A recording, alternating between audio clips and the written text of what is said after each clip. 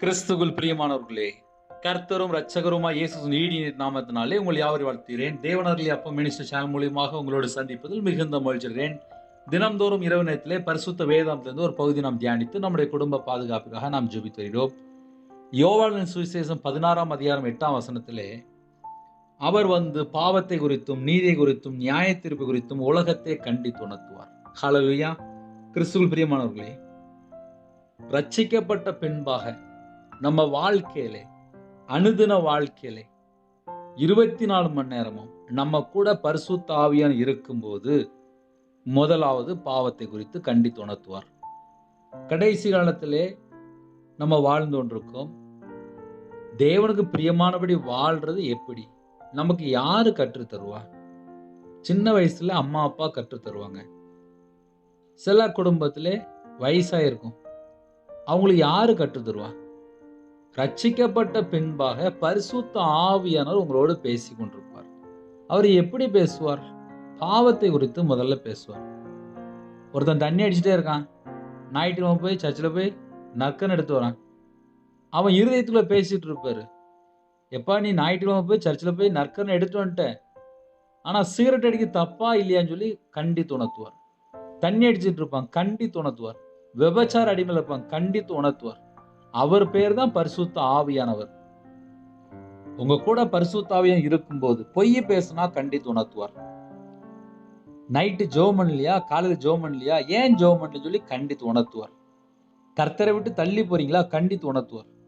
ரட்சிக்கப்பட்ட பின்பா எப்படி வாழ்றோம், அனுதின வாழ்க்கையில் என்னென்ன மிஸ்டேக் இருக்கு எல்லாமே கண்டித்து உணர்த்துவார். அவர் பாவத்தை குறித்தும் முதல்ல பரிசுத்த ஆவியானவர் உங்க கூட இருந்தால் நீங்க எப்படி கண்டுபிடிக்கலாம் அப்படின்னா, பாவத்தை குறித்து கண்டித்து உணர்த்துவார்.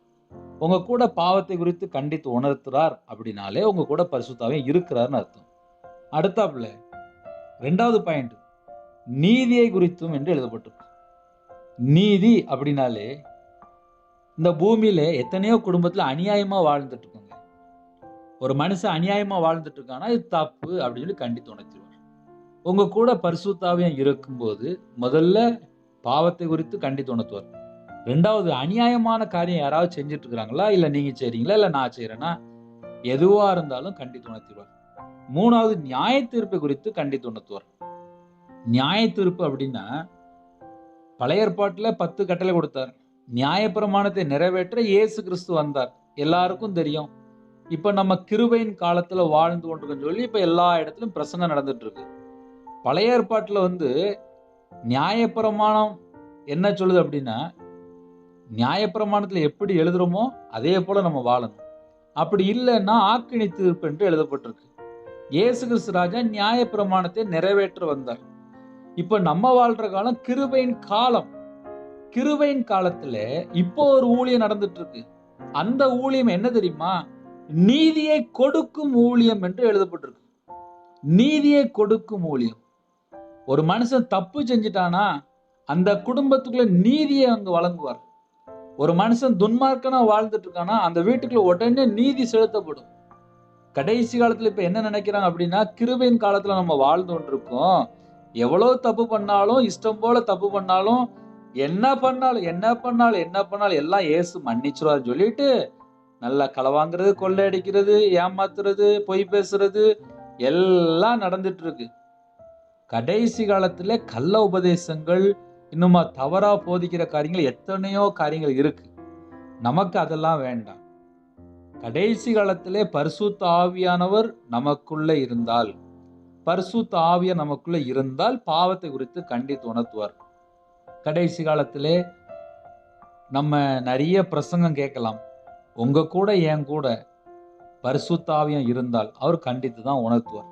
2வது நீதியை குறித்து கண்டிப்பா கண்டித்து உணர்த்துவார். ஒருவேளை நான் மனம் திரும்பல, நான் துன்மார்க்கனா வாழ்றேன் அப்படின்னா நியாய தீர்ப்பு இருக்கு அப்படின்னு சொல்லி கண்டித்து உணர்த்துவார்.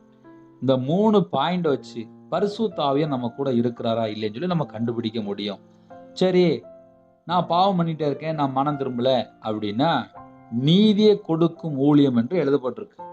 அப்ப கடைசி காலத்துல என்ன நடக்கும் அப்படின்னா, தேவன் எல்லாரையும் மன்னிப்பாரு. மனம் திரும்பி மனஸ்தாபப்பட்டா மட்டும்தான் மன்னிப்பார். இப்ப கடைசி காலத்துல இப்ப என்ன நினைக்கிறாங்க அப்படின்னா, எப்படி வாழ்ந்தாலும் இயேசு மன்னிச்சுவார் அப்படின்ட்டு துணிகரமாக துன்மார்க்கமா வாழ ஆரம்பிச்சாச்சு. அந்த மாதிரி குடும்பத்துக்குள்ளே கர்த்தருடைய நியாய தீர்ப்பு வெளிப்படும். 2 கொரிந்தியர் 3ஆம் அதிகாரம் 9ஆம் வசனத்துல அழகா எழுதப்பட்டிருக்கு. பழைய ஏற்பாட்டிலே 10 கட்டளை கொடுத்தார். அது ஆக்கினை தீர்ப்பு கொடுக்கும் ஊழியம் என்று எழுதப்பட்டிருக்கு. அதுக்கப்புறம் அடுத்தாப்புல ஒரு ஊழியம் இருக்கு, நீதியை கொடுக்கும் ஊழியம் என்று எழுதப்பட்டிருக்கு. அதனால கடைசி காலத்துல நம்ம வாழ்ந்து கொண்டிருக்கோம். இந்த வசனம் 2 கொரிந்தியர் 3ஆம் அதிகாரம் 9ஆம் வசனம் எழுதப்பட்டிருக்கு. நீதியை கொடுக்கும் ஊழியம் அதிக மகிமை உள்ளதா இருக்குமே. கிருபையின் காலத்துல கூட தேவன் நீதியை கொடுத்து கொண்டுதான் இருக்காரு, நீதியை செலுத்திட்டு தான் இருக்காரு. எந்தெந்த வீட்டுல மனம் திரும்பலையோ அந்தந்த வீட்டுக்குள்ளே தேவனுடைய தண்டனை போயிட்டு தான் இருக்கும். மனம் திரும்பினா கிருபையினால மீட்டுக் கொள்வார். மனம் திரும்பாம துன்மார்க்கமா வாழ்ந்தால் அந்த வீட்டுக்குள்ள தேவனுடைய நியாயத்திற்கு வெளிப்படத்தான் செய்யும். நீதியை கொடுக்கும் ஊழியம் அதிக மகிமை உள்ளதா இருக்குமே என்று எழுதப்பட்டிருக்கு. பழைய ஏற்பாட்டுல உள்ள 10 கட்டளைக்கு ஆக்கினி தீர்ப்பு கொடுக்கும் ஊழியம் என்று எழுதப்பட்டிருக்கு. புதிய ஏற்பாட்டுல நம்ம கிருபையின் காலத்துல வாழும்போது நீதியை கொடுக்கும் ஊழியம் என்று எழுதப்பட்டிருக்கு. அதனால கடைசி காலத்துல நிறைய தவறான உபதேசங்கள் தேசத்துக்குள்ள காணப்படுது. கடைசி காலத்திலே கிருபையின் காலத்துல நம்ம வாழ்ந்தா கூட நீதியை கொடுக்கும் ஊழியம் என்றுதான் எழுதப்பட்டிருக்கு. அப்போ தேவனுடைய வார்த்தைக்கு கீழ்ப்படியாமல் ஒரு மனுஷன் துணிகரமா வாழும்போது அந்த வீட்டுக்குள்ளே தேவனுடைய உக்கிர கோபம் வெளிப்படும். நீதியை கொடுக்கும் ஊழியம் என்று எழுதப்பட்டிருக்கு. அதனால பைபிள் வசனத்தை நன்றாக தியானித்து நம்ம வாழ்க்கையில தேவனுக்கு பயந்து நம்ம கீழ்ப்படிந்து கற்பனை கை கொண்டு உண்மையா வாழ்ந்தால் நம்ம குடும்பம் சேமமா இருக்கும், ஆசீர்வாதமா இருக்கும், சந்தோஷமா இருக்கும், தீர்காயுசு இருக்கும், முடிவில் நித்திய ஜீவன்களை சேர்த்து கொள்வார். இல்ல நம்ம கிருபையின் காலம் தான் வாழ்றோம், இஷ்டம் போல வாழலாம் அப்படின்னு நினைச்சால் அந்த வீட்டுக்குள்ளே நீதியை கொடுக்கும் ஊழியம்.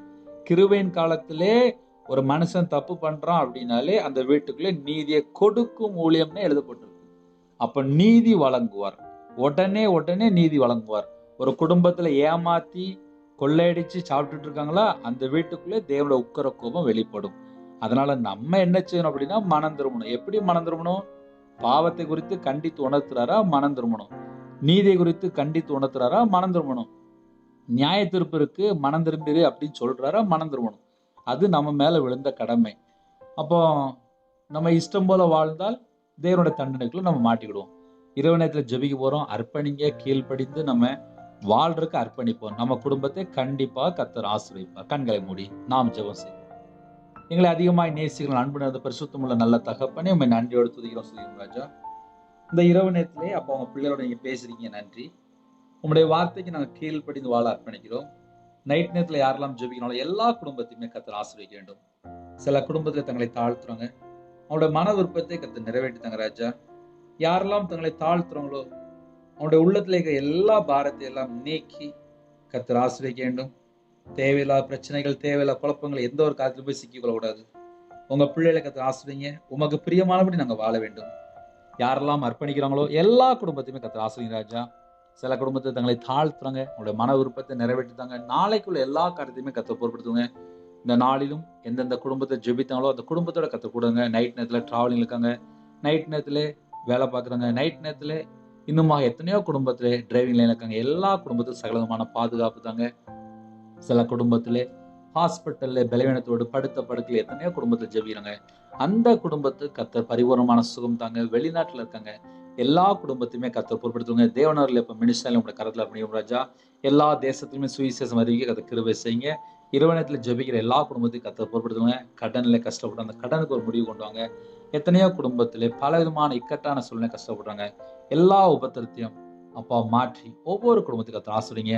ஜெபித்த எல்லா குடும்பத்துக்கும் கர்த்தர் கூட ஆசீர்வதிக்க வேண்டும். இரவு நேரத்தில் இன்பமான ராஜா கற்பனையா ஜெபிக்கிறாங்க, கர்த்தர் மனமறையும் ஆசீர்வதிங்க. மாசமா இருக்காங்க, தாயும் பிள்ளையும் ஆசீர்வதிங்க. டெலிவரி போடுறாங்க, கர்த்தர் கொடுங்க ராஜா. எத்தனை குடும்பத்தை ஜெபினாலோ அவனோட மன விருப்பத்தை நிறைவேற்றித்தாங்க. உமக்கு பிரியமில்லாமல் எங்களுடைய வாழ்க்கையில் ஏதாவது குறைகள் குற்றம் இருந்தால் எல்லாவற்றையும் மன்னித்து மறுபடியும் ஆசீர்வதிங்க. உங்க நாமம் மட்டும் மேம்படுத்தும். உம்முடைய ஜீவன்களை தாழ்த்தி விடுவோம். துதிகான மகிமை எல்லாம் ஒருவருக்கே செலுத்திடுவோம். இயேசு கிறிஸ்துவின் பிதாவே, ஆமென். தேவனுக்கே மகிமையுண்டதாக. கர்த்தர் தாமே உங்களையும் உங்கள் குடும்பத்தின் சகல காத்திலும் சம்பூர்ணமாக திருப்தியாக கர்த்தர் கொண்டு ஆசீர்வதிப்பாராக, ஆமென். கர்த்தராகிய இயேசுவின் கிருபையும் பிதாவாகிய தேவனுடைய அன்பும் பரிசுத்தருடைய ஐக்கியமும் இப்பொழுதும் எப்பொழுதும் சதா காலங்களிலும் நம்மளோடு கொடுப்பதாக, ஆமென். God bless you. Thanks for watching. Please subscribe our channel. Click the like and share. Click the bell. God bless you.